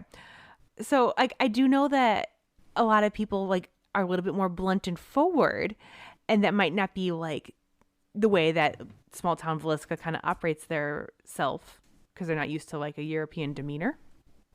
Potentially. So, there's some more would weird just hate things. for them. I'm giving you little bits and pieces. Because, like, just from what you're describing, it doesn't sound like this guy could have done anything like that, but they're probably like, oh, he's, like, really, like, forward, and that's just too much for me. He must have murdered people. I see what you're saying, and I totally understand where the thought's coming from, but I don't agree, and you'll see why. Tell me more. Investigators noticed this odd behavior, though. So they kind of wanted to look into him. And that thought became fairly urgent to them because they started to receive long and rambling letters from Kelly about his thoughts on the case. And so he's like involving himself more. And, yeah, that's not necessary, man. Right? And when they looked into Kelly, they found some interesting and some unsettling things. First, the axe marks in the walls in the ceiling upstairs. We spent a good amount of time talking about the height and kind of... Yeah. And that wasn't planned in this script, so I'm really glad we did talk about that because it's believed that the murderer would have been on the shorter side based on where these marks were on the walls and the ceiling. Okay. And Kelly was 5'2". So that's a little guy. So it's entirely possible with a full extended swing that he could make those marks pretty easily. Yep. And it's also believed that the killer was left-handed, which Kelly also was. So these very basic facts kind of put him as a decent suspect. Yeah, southpaws are kind of like redheads. They're just bizarre. Hey, I got red hair. Come on. I suppose. Again, bizarre. I stand by my statement. You're not wrong. You're not wrong. Yeah. But they would continue to kind of dig into his past, and they found some skeletons. Apparently, it became apparent that Kelly was suffering from some sort of mental health issue. I don't know what it was, but I don't even know if he received an official diagnosis because everything just kind of had a blanket statement of mental health issue. When it comes to mental health of that era, I don't know what to trust and what not because some like mental health was not defined, and there were some like people diagnosed with like mania because like they're women that like to drink. Exactly. Like you read some of the lists of like I recently read the list of things that would have gotten you into Trans-Allegheny. And I bet that was insane. It's hard to read. Wrong word. Right. Yeah, so I bet there was things on there that were like, does not cook dinner. Woman must exactly. Go to... Like didn't like the taste of this food. Like that's why you're right. put in there. So yeah, it's hard to quite trust exactly what's being said, but it is believed that he had some sort of mental health episode when he was a teenager living in England. Again, I don't know what that means, but I don't know. It's mentioned everywhere in all of the different articles. But it's also believed that due to this mental health illness, Kelly would potentially have a pretty low IQ. And so there's a lot of people who doubted the fact that he'd even have like the mental ability to commit all of these murders. But he was a reverend. Like he's not a complete dummy. That like I don't know if I necessarily agree with that argument because of everything we just said. But also, like, he clearly seemed to have a career. He was a traveling reverend. Like he came overseas. It's not like he, like, doesn't have a way to, like, acclimate himself to, like, adulthood. He's definitely done that. Mm-hmm. Yeah. But there's some of the things in the letters that he was writing to investigators, and it sounds like he wrote a lot of these letters and sent them to a ton of different people, and the investigators just being some of them. But he'd write in these letters, and one of them he said that he was walking down the street in front of the Moore's house at the time of the murders, and he could hear the thud of the axe. Oh, and then, well, why didn't you say something earlier, man? Well, then in another letter, he would say that it was actually a young couple walking down the street, and they actually disturbed the killer, and the killer came out and stood on the porch. Huh. And it's like, they're two completely different stories. Neither one of them make real sense, because neighbors they say they didn't even hear anything.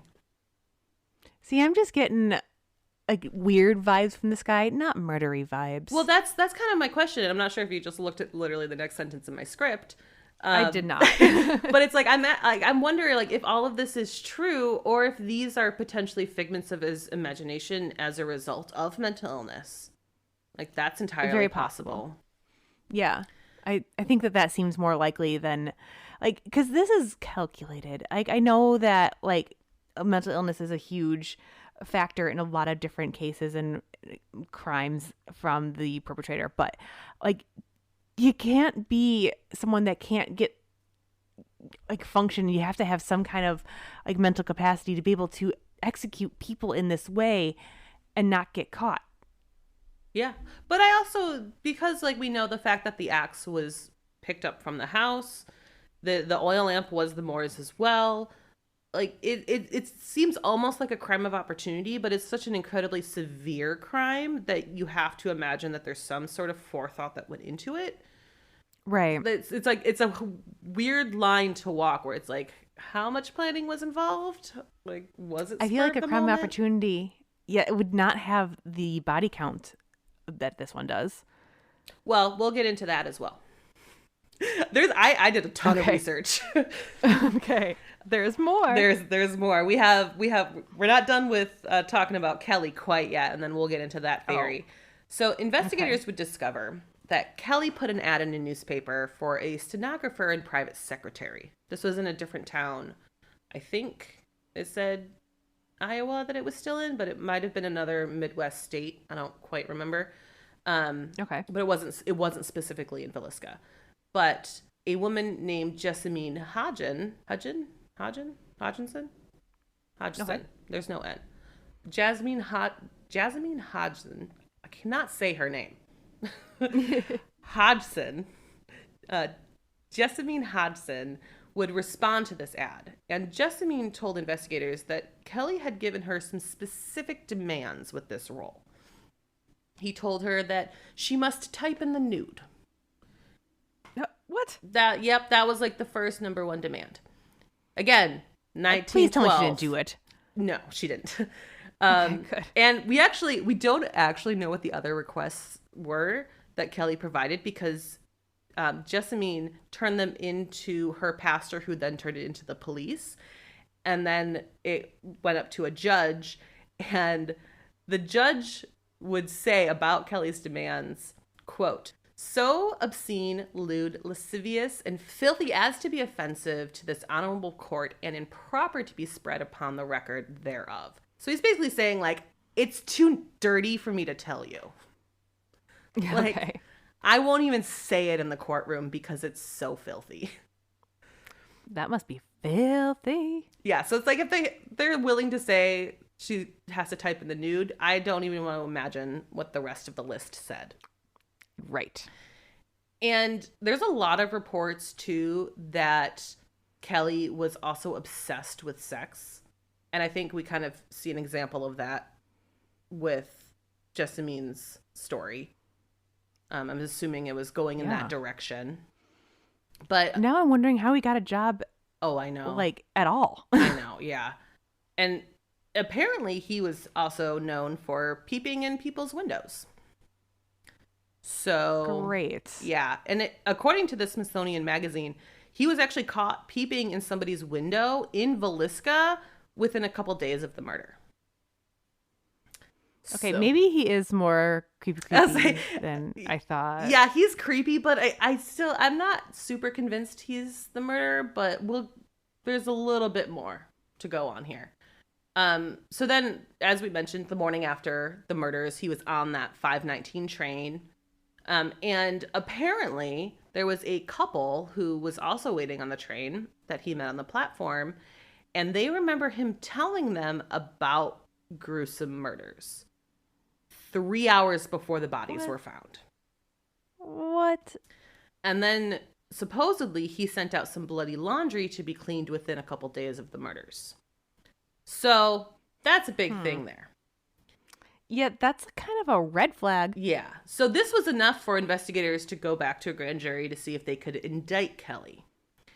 And they would eventually arrest him in 1917. So this is a few years now that they've been doing all of this. Arrest him for this crime. Yes. It sounds like he wasn't indicted yet. It was just like an arrest, and hopefully the indictment was coming. Okay. And during an interrogation, Kelly would actually confess to the 8 murders. He would tell investigators that he murdered the children upstairs first, then the parents, and then the children downstairs. And that the Lord made him do it. No. Yeah. Dude, who are you talking to? Like, you're tuned into the wrong channel. But what gets crazier is the couple who said that they spoke to him on the train platform recanted their statements. Because it didn't happen, or because they didn't want to be involved with some bozo? I honestly think it didn't happen. Okay. But because... I mean, like you said, crime was kind of like news and spectacle. Maybe they're like, they got themselves that's kind of involved what I'm in thinking. Like, I think that's probably it. Yeah. But because of them recanting their statements, this actually ended in a hung jury.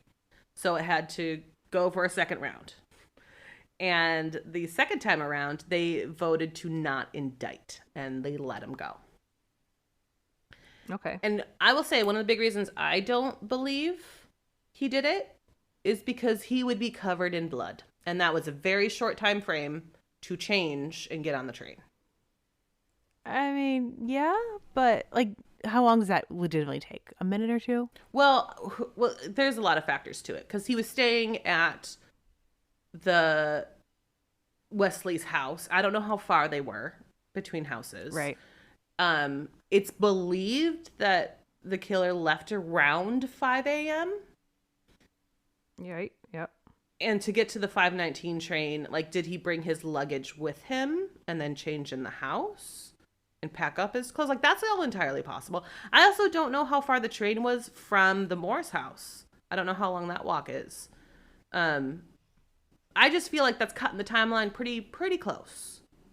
And I think that he probably did have a mental illness because he also stated things out of order of what is very strongly believed to be the order. Killing Josiah first. He said he killed the children first.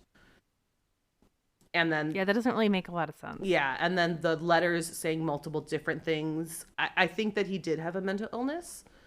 And that's what was being displayed in all of that. But the last theory is that the Moores and the Stillinger girls were murdered by a traveling serial killer. Okay. So in 1911 and 1912, there were multiple axe murders where whole families were murdered, and many of these murders took place in the Midwest, most specifically near train depots. Oh, well, I mean, that's not... And have any of them been solved? Yes, we'll get to it. Okay. Many have not, from my understanding. The first one seems to have been in September. At least the first one potentially connected in this theory. I know that there were a lot. Axe murders weren't necessarily an uncommon thing at this point. But in September of 1911 in Colorado Springs, so going further west at this point, a family of 6 were murdered.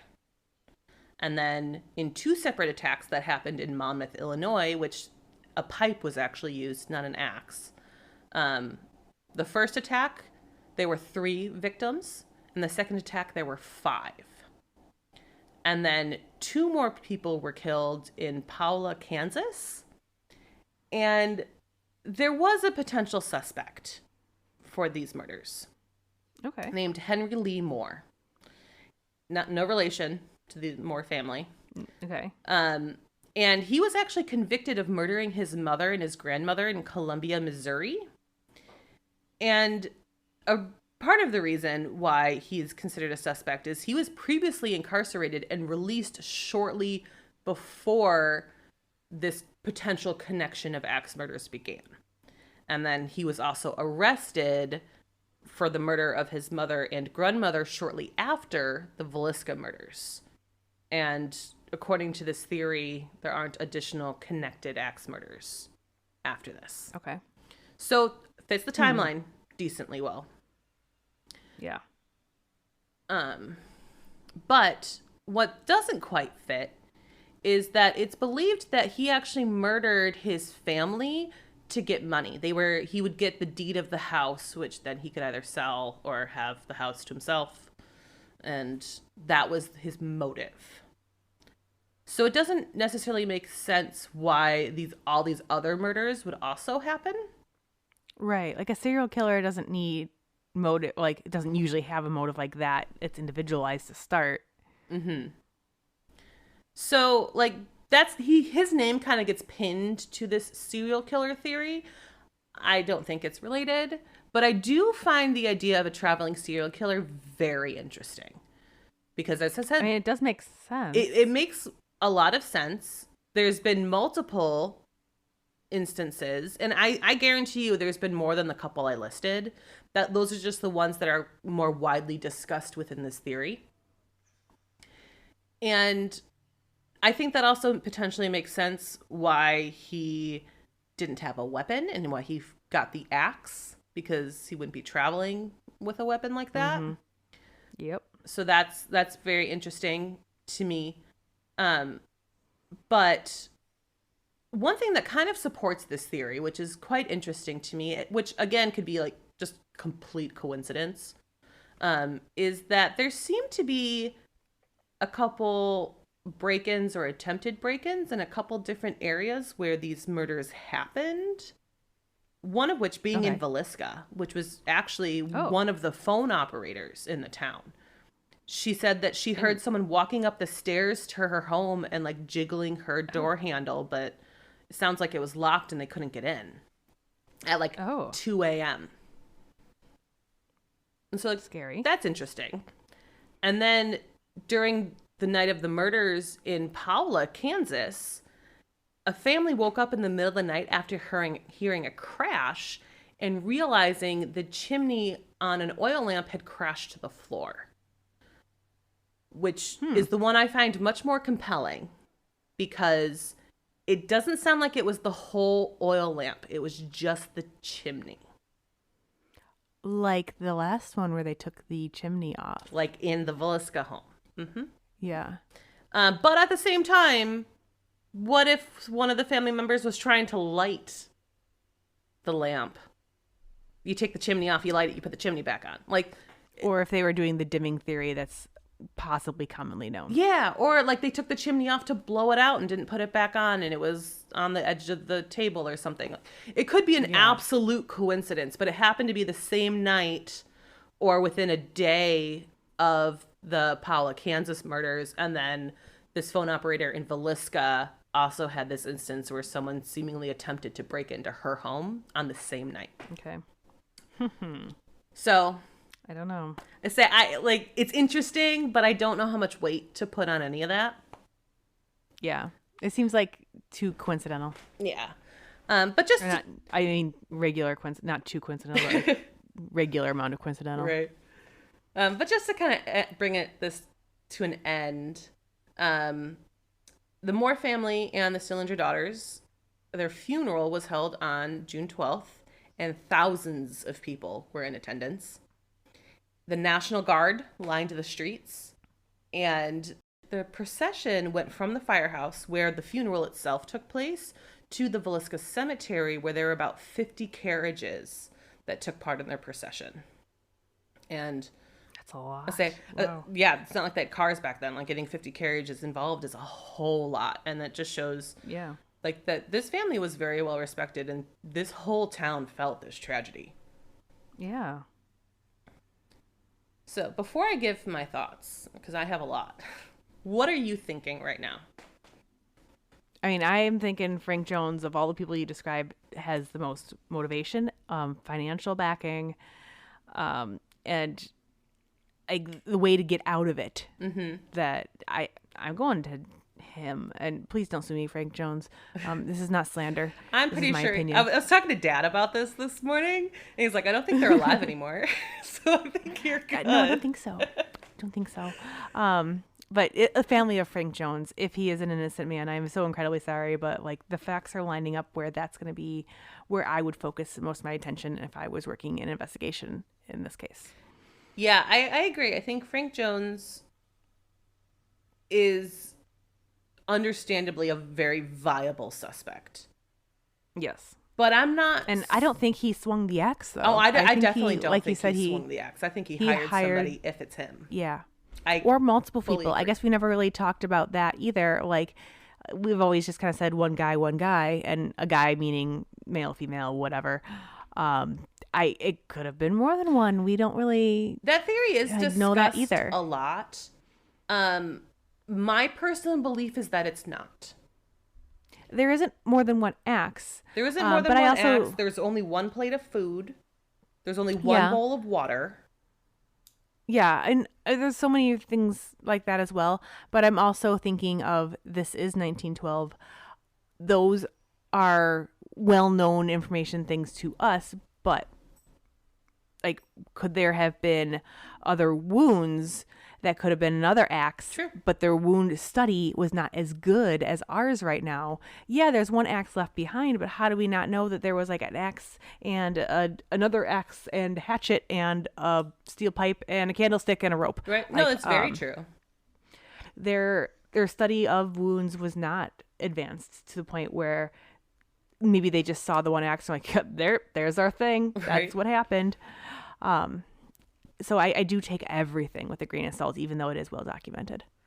One other thing that I didn't put this in my script, but a lot of people call this out, and this kind of goes with the attic theory, in hearing people walk around in the house. This is a wooden house. It's creaky. But yeah, my argument, and this is why people are like, he probably hid in the attic because the Moores didn't hear him coming. They didn't hear him coming up the stairs. But my argument with this, and we grew up in a house that was fairly creaky. Yeah. You don't even hear it after time. You have you don't even recognize that the house is creaking. And some people just sleep through stuff. Yeah, like they can sleep through it, especially like you have little kids and they have to go through your bedroom to get to the stairs. Yeah. Like, I don't know. I don't think that's a huge argument, but that's discussed a lot where it's like they would have heard him coming. Well, I don't agree. I think that we grew up in a house that was quite creaky. And yeah. Like I never noticed it. I noticed it when we first moved in, but after like a week or two, I never noticed it was creaky. Yeah, it's something that can easily be ignored, and some people are just heavy sleepers. Yeah, exactly. But a couple things I want to point out because I'm still just confused by them. Why cover the mirrors? Yeah, it still makes no sense. Didn't circle back on, but there is nothing to circle back on. Exactly. It's weird. Like, am I overthinking it? Like, could it be part of like a ritual or a religious thing? It could be. Maybe it's unrelated to the murders. Maybe they were just we cover mirrors in this house. I don't know. Or maybe it's going back to George Kelly, who is hearing voices, right. And he did that because that's just a quirk thing that he has.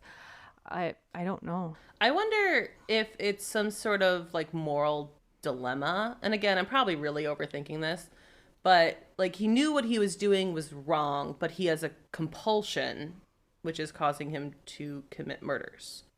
Mm-hmm. And then he like sees himself as a bloody person. He's like, oh no, that's not good. And like throws cheat on it. Like that makes sense to me. And to me, that seems like the simplest answer. Yeah. But I don't think anything about this simplest would be like let's just throw a sheet on that because that mirror's ugly. Right. But every mirror in the house, like. Yeah, that gets weird. Yeah. And then, like, I asked this question earlier, did he know Ina and Lena were there? Yeah, I don't know how anyone would know unless they like literally saw the conversation at church that night where the two little girls or three children were probably asking mom and dad, "Can I have my friends over?" Well, that's the argument with Kelly because he was at the event. Yeah, he would have heard that part. I personally, my gut feeling, like this is just me, I don't think they knew. I would say no. And the little bit I have heard about this case before, I have heard the name, like there was a reverend that was visiting town. So like that kind of rung with me that like, oh, that's the guy that they thought did this. But hearing more about him, I don't know. I'm not feeling that with him. And like the Mansfield one, that's just not. That what his name was? Mansfield? Wait, who? The last guy, the one that had Moore? the house. Lee Moore. Lee the Moore. other Moore. Yeah. Henry Lee Moore. Oh, Mansfield is the name on my screen. I was like, wait, who are we talking about? What are you talking about? The last gentleman, the Moore one, I don't feel has the motivation of the other ones at all. So yeah, I'm still going back to my first guy, my first naughty Frank Jones. I think I lean more towards a traveling serial killer. Yeah, especially seeing that there were other axe murderers in the area, well, not in the area, but like off of train depot areas. That is a huge possibility. But there are just so many things that would make Frank Jones angry. Well, like Frank Jones is a good suspect based on what we know.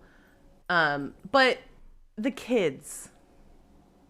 Yeah, why take out the kids too? Yeah, that's what like pushes me away from thinking it's him. Yeah. And this is a in the theory that he hired a hitman to do it. The kids and then going downstairs and pleasuring himself. Yeah, that's weird, but maybe the hitman he hired was just like screwed up. Well, that's or threw a whole other wrench in it. Maybe the possible. hitman he hired is George Kelly. Right. But like I personally, just based on all of my research, I think that this is somebody who has a compulsion to murder. Yeah. I think that this was not necessarily super well thought through. Like it could, in that theory, it could easily fit that it is somebody who was hired to kill them and was just kind of like, that's all his goal really was and figured it out as he went. But more than anything, whether it is potentially someone connected to Frank Jones or a serial killer, which are my two main theories, I think it's somebody who has a compulsion to kill and also has a compulsion when it comes to his sexual activities. Like, even though it doesn't seem like he assaulted Lena, it does seem like he minimally pleasured himself while he pulled up her dress or her nightgown. And I think that's somebody who does not have control over themselves. Yeah. No. And I don't. So believe I'm gonna that's have Kelly. a similar theory, but a slightly different one. Like I feel like Frank Jones is involved, and I'm gonna throw a wrench in there and say I'm ignoring the plate of food. It could very well have been maybe Josiah came and made himself a snack. Sorry, that was Jules. Josiah came and made himself a snack, or Sarah. Oh, Julesy. We're so close. Or Sarah. It's wait, the last word. Sarah came, made herself a snack, or even one of the older children. Yeah, I wish I knew what the food was. Yeah, like if it was, that could have been unrelated to the actual murder, and they left it out for whatever reason. They didn't want to put it away. They got tired, or they heard someone maybe come in and like, oh no, I'm gonna get in trouble. I'm gonna run back to bed. If it was one of the children, and the person coming in, I believe, is a compulsive person, like you said. Like Frank Jones could have hired like the sickest guy he found. Yeah. And that guy might have been like, what do we have here? After he did his horrible acts and did whatever he did with poor Ina in the blue room. I'm hoping that's not the case. Like, I'm hoping all of this is like is not true at all, that he just nothing happened to the poor girl besides the murder itself. But I don't know. Yeah, I don't trust the investigation to fully I don't, determine that nothing happened to her. But Yeah. it seems like, I don't know if they could tell with the bacon either. But that's Yeah, the like, how would they know? commonly like discussed thing, is that he pleasured himself with it and left her physically alone in that way. Yeah, I don't think that is something. I feel like it's a very shocking thing that might have been said once or twice Exactly. and blew up, just like the cigarettes It's in also the attic. it's 4 pounds of bacon. You're right. Like, I don't know. I don't know. It's a lot of bacon to be. It's too much for me. Yeah. I no. So yeah, I really, and I think that's a valid point, where like the plate of food can be 100% unrelated. And a dish of water might have been something that was there for other reasons, maybe washing their own hands before, like the person, non-murderous person, rinsed their hands off, or maybe that was more of a glass type bowl that they were drinking out of. And bowl and basin, like I saw different terminology with it, so Yeah. who knows? It could have just been a bowl that was like always on the table for rinsing your hands off before eating. Because like if you don't have running water, that was a common thing. Mm-hmm. And when the person after did their horrible acts were bloody, they'd be like, oh, splash my face off so I don't look like a shocking bloody person walking down the street. Right. Yeah, and then there's like the whole theory of like people wondering if this person took advantage of the streetlights being out. I think that's an incredible coincidence. I think there's zero relation. Coincidence. Yep. Yeah. Because especially he covered everything in the house, which, like, if the streetlights were on, that would even make more sense. But the streetlights weren't even on, so it didn't really matter. It just seemed like an extra precaution. Yeah. Could there, be any possibility of the mirrors being covered for maybe a painting or construction project in the home? Like, not that I read, but I can't say no. I can't confidently say no. It's just on a case like this, especially when the game of telephone is being played throughout the entire township. For 100 years. For 100 years, everything that's slightly bizarre gets spoken about exponentially. Well, look at the cigarettes. Things that might have mattered. Yeah. So the cigarettes are a perfect example. The 4 pounds of bacon going up somebody's butt's another example. Like, who knows? Like, what actually happened here? Yeah. That could have just been something that is a moot point that has nothing to do with the case, and the plate of food might even fall within that same category. Yeah, it could have been a bowl of fruit. Yeah, it just said that he made himself a meal. Like, what does making a meal mean? Is it preparing something on a plate, or is it actually cooking something on the stove? Or like, that makes a big difference. Clarification. 100%, because like sometimes my meals are a handful of Cheetos and a stale grape I found in my fridge. Right? Like, or it's like, did you not finish your meal? Like, did one of your kids like refuse to eat and you sent them to bed and you left the plate there? Like, I could see all of that happening. Yeah, absolutely. Yeah. So that's why I'm kind of thinking like I'm not going to take that as a huge factor in my thought process. Yeah. And I think that's fair. I think that's very fair. The unfortunate thing is we will probably never know the answer. That's unfortunately true. Like, at this point. Hey, but if you know anybody that's been in Villisca in 1912, please DM us. Yeah. You like your great grandparents or something. You know they're involved. Right. But that is all that we have today. So thank you so much for joining. This was fun. Yeah. And thank you. Yeah, don't murder people. Yeah, please don't. Don't murder people. And don't go on crime scenes. Don't just walk through. Yeah, like you don't need to be there. Honestly, you'll probably find pictures online later. Like, in all honesty, you shouldn't. Don't go look for those either. Don't. But no. Like, if it's desperate enough where you're curious, you can probably find them. But please have restraint. Please. Yes. Respect the people. But thank you all for listening to Have You Heard About This Case? If you liked this episode, please leave us a review on Apple Podcasts, and you can follow our show on Spotify. You can find us on YouTube at Have You Heard About This Case, on Instagram at Have You Heard About This Case Pod, and on TikTok at HYHATC, or you can email us at haveyouheardaboutThisCase@gmail.com. Thanks, and we'll talk to you later. Goodbye.